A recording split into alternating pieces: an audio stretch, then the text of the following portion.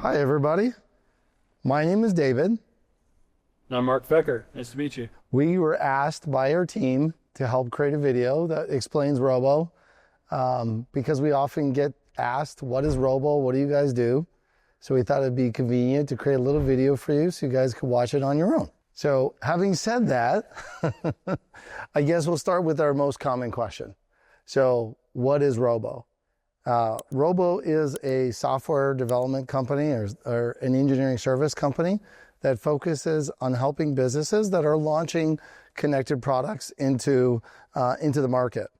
And it's not just products. We also want to specialize. We specialize in anything that basically rolls, floats, or flies.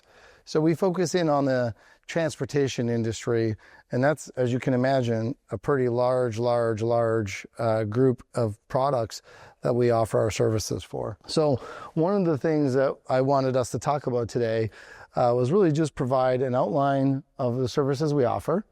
I wanted us to talk about our core values and what sets us apart and what's different, and really just talk about some of the things that we're seeing as we are helping clients build those connected products.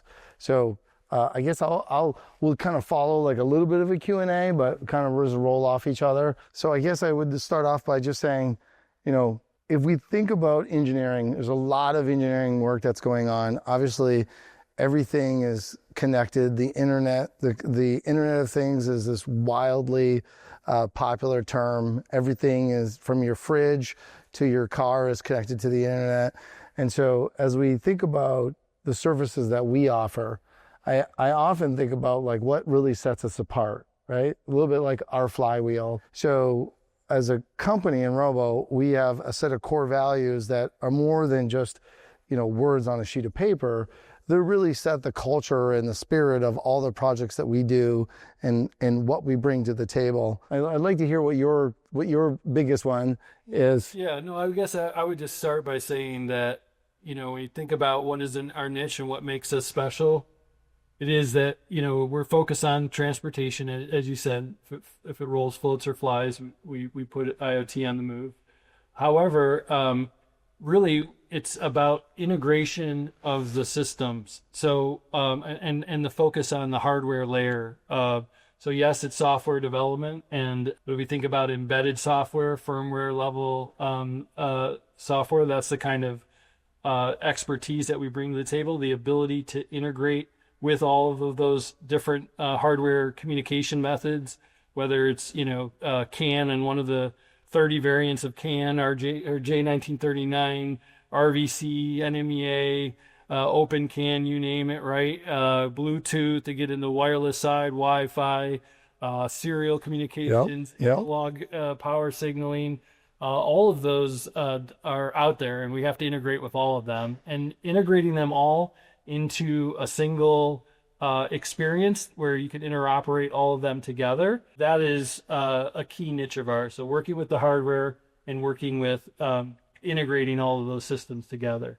When you start to look at us and the fabric and the DNA of Robo, as you talked about, our core values is really what we look for in our team members and what we expect from every Robo person. So we have 5 of them. The first one, not in any particular order, but we have we, not me, as you mentioned. And we can talk about all these individually, but Endominable Spirit, Win-Win, Extreme Ownership, and Growth Mindset. I know you said in no particular order, but I do have to confess, my favorite is Extreme Ownership. Because so often, and just thinking about all the times I was on the other side of the table, being the customer working with a supplier, there's in the supply base, there's always like, be careful what you ask for because you just might get it. Mm-hmm. And then I feel like for us, when we're working with clients, we're putting ourselves in their position. I mean, for me, I love it.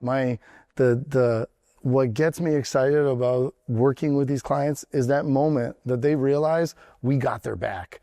Right. And I've seen it multiple times. We'll be in a meeting and they'll talk about something that they're trying to achieve or accomplish. And then we'll come in and say, well, we're thinking about that too. And if you actually put these 3 other components into that same module, you might be able to reduce costs. You might be able to extend the product life cycle. And right away, they're like, oh my gosh, you're thinking, for my benefit. You're actually just not here to do work. You're here as my partner and helping me create something that's really unique and powerful in the marketplace. And I've seen it in every project. There is that moment. And I almost now gotten to the point where I start to I look for it, because that's the reward. These core values all feed together, right? Because that makes me think about we, not me, right? It is about the greater good. Individuals who are Robo team members are not about themselves, but they recognize that we can create and accomplish much greater things collectively than we can individually. And we embrace that internally within the Robo team, but also with our customers. We treat ourselves as we talk about empathy a lot, right? Being empathetic for our customers, being part of their team, serving their company as we would serve our own, and always looking for the win-win, right? Which then ties back into that. How do we make things positive for everybody involved? How do we improve our customers, our clients' lives, as well as their customers, their end customer, consumer of their product? So those all go together. And then my favorite one, which what I'm going to say, is Indomitable Spirit. So I spent a lot of time in the martial arts training and Taekwondo. So courtesy, integrity, perseverance, self-control, and Indomitable Spirit. Everyone's like, what is Indomitable Spirit?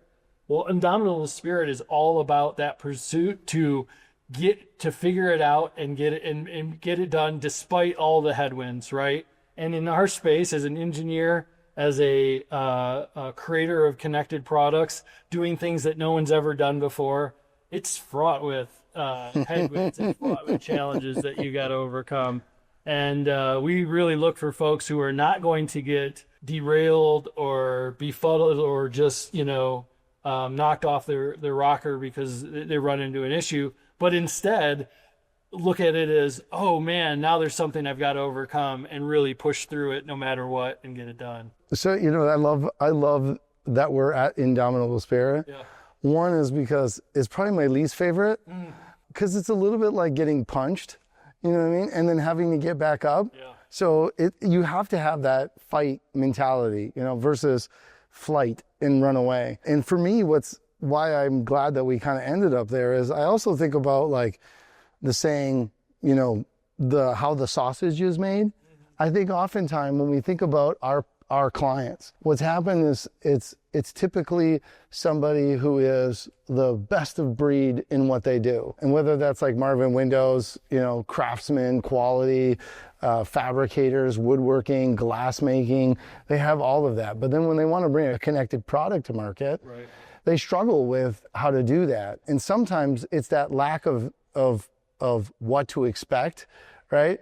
And how it can be a challenge, and how you're going to be taking 2 steps forward and 1 step back, because you're working in uncharted territory. Like that, often that indomitable spirit also applies to the business, right? So if you're going into this space and if you're looking to create a connected market, yes, Robo wants to be the easy button, but the reality is the easy button is just what it looks like on the outside, right? It's a little bit like that duck analogy where it's floating in the water, but underneath it's flapping like hell, right? It's like that, to me, speaks to a little bit of those challenges that a company who is crossing the chasm of going to a traditional, non-connected, build it once, sell it, ship it, and then move on to the next thing, to, hey, I'm going to put connectivity into this product, and then I'm going to make it, and then I'm going to put it out in the world, and then it's going to interact, and it's going to evolve over time, and it's going to improve and get better, and it's that, just like, it's not one and done, it's forever. Right. And I feel like there's a little bit of that in that partnership, is that I love working with clients who share that same spirit, right? That they know they're in it for the long haul, and they're really looking to make a change. And whether that's, catch up or overtake somebody who's in the market, or, widen the gap, I love those things. Oh, it's great because you actually just really started to hint to what our last core value, which is growth mindset. As you mentioned, we look for individuals who want to grow themselves, want to grow their skills, want to help, keep developing and learning. And so that continuous learning path. But we're also looking for folks who want to help this organization grow. And I know some of the folks who may be listening to this are there to help us in that capacity. And we appreciate you tremendously in that growth mindset. But it's also our clients, right? We're looking for customers who have that growth mindset, who are trying to overtake. Often it's the second, third, fourth place guy in their market who want to become the top dog. What we see is the guy who's the top dog often isn't investing and innovating services. They're in that cash cow mindset, and they're, how do I extract as much value? Well, we're looking for that guy who's next up, who wants to overcome.